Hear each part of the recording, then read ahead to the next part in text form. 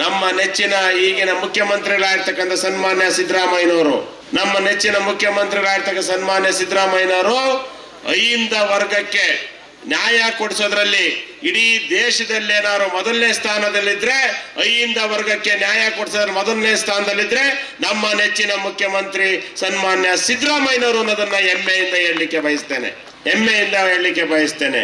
ಎಲ್ಲ ಸಣ್ಣ ಸಣ್ಣ ಸಮುದಾಯಗಳ ಮಠಾಧೀಶರನ್ನ ಕರೆಸಿ ಬೆಂಗಳೂರಿನಲ್ಲಿ ಅವರಿಗೆ ಅವಕಾಶ ಮಾಡಿಕೊಡುವ ಜಾಗದ ಒಂದು ವ್ಯವಸ್ಥೆಯನ್ನು ಮಾಡಿದ್ದಾರೆ.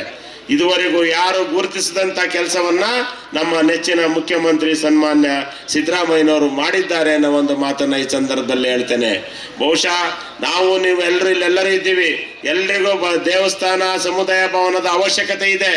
ಆದರೆ ಏನು ಡಾಕ್ಟರ್ BR ಅಂಬೇಡ್ಕರ್ ಅವರು ಅಥವಾ ಏನು ದೇವರ ದಾಸಿಮಯ್ಯ ಇವರೆಲ್ಲ ಹೇಳಿದ್ದು ಅಂತ ಹೇಳಿದ್ರೆ, ಶೋಷಿತ ವರ್ಗದವರನ್ನ ಸಮಾಜದ ನಿರ್ಮಾಣ ಆಗ್ಬೇಕು ಅಂದ್ರೆ ಶೋಷಿತ ವರ್ಗದವರನ್ನ ಸಮಾಜದ ಮುನ್ನೆಲೆಗೆ ತರಬೇಕು ಅನ್ನೋ ಒಂದು ಕನಸನ್ನ ಕಂಡಿದ್ರು.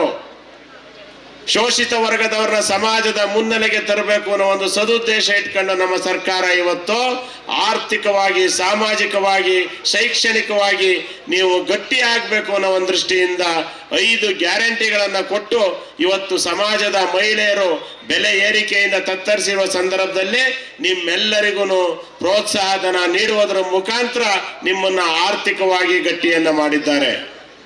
ನಿಮಗೆಲ್ಲರಿಗೂ ಆಶ್ಚರ್ಯ ಆಗ್ಬೋದು ಏನಾಗಿದೆ ಅಂತೇಳಿ.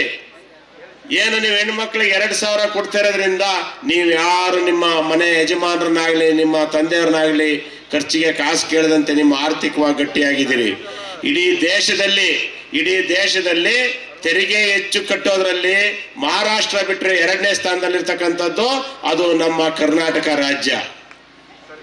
ಹಾಗಾಗಿ ಇವತ್ತು ಒಬ್ಬ ವ್ಯಕ್ತಿಯ ಪರ್ ಕ್ಯಾಪಿಟಲ್ ಅಮೌಂಟ್ ಅಂತ ಏನ್ ಬರ್ತದೆ, ಅದು ಪ್ರತಿಯೊಬ್ಬ ವ್ಯಕ್ತಿಯ ಕ್ಯಾಪಿಟಲ್ ಅಮೌಂಟು 2,18,000 ಬರ್ತದೆ. ಇದು ಇಡೀ ದೇಶದಲ್ಲಿ ಮೊದಲನೇ ಸ್ಥಾನದಲ್ಲಿದೆ ಕ್ಯಾಪಿಟಲ್ ಅಮೌಂಟ್ ನಮ್ಮ ವ್ಯಕ್ತಿಗಳ ಜೀವನದಲ್ಲಿ ಅಂತ ಹೇಳಲಿಕ್ಕೆ ಬಯಸ್ತೇನೆ. ಹಾಗಾಗಿ ಇವತ್ತು ಏನು ಈ ಸಮುದಾಯ ಭವನವನ್ನ ಉದ್ಘಾಟನೆಯನ್ನ ಮಾಡಿದ್ದೇವೆ, ಆ ಸಮುದಾಯ ಭವನದ ಸದುಪಯೋಗವನ್ನ ನೀವೆಲ್ಲ ಚೆನ್ನಾಗಿ ಪಡ್ಕೊಬೇಕು. ಯಾಕೆಂದ್ರೆ ಸಣ್ಣ ಪುಟ್ಟ ಸಮುದಾಯ ಭವನದಲ್ಲಿ ಏನು ದೊಡ್ಡ ಕಾರ್ಯಕ್ರಮ ನೀವು ಮಾಡೋಕ್ಕಾಗದಿದ್ರು ಚಿಕ್ಕ ಕಾರ್ಯಕ್ರಮಗಳನ್ನ ಮಾಡೋದ್ರ ಮುಖಾಂತರ ನೀವು ಅದನ್ನ ಮಾಡಬೇಕು. ದೊಡ್ಡ ಕಾರ್ಯಕ್ರಮಗಳಿಗೆ ನಗರದಲ್ಲಿ ಏನ್ ಸೋಮಣ್ಣ ಚೆನ್ನಾಗಿ ಮಾಡ್ತಾ ಇದ್ರಲ್ವ, ನಗರದಲ್ಲಿ ದೊಡ್ಡ ಮಟ್ಟದ ಬನಶಂಕರಿ ಸಮುದಾಯ ಭವನ ತಾಜ್ ಹೋಟ್ಲು ಪಕ್ಕದಲ್ಲಿ ದೊಡ್ಡ ಮಟ್ಟದಲ್ಲಿ ನಡೀತಿದೆ.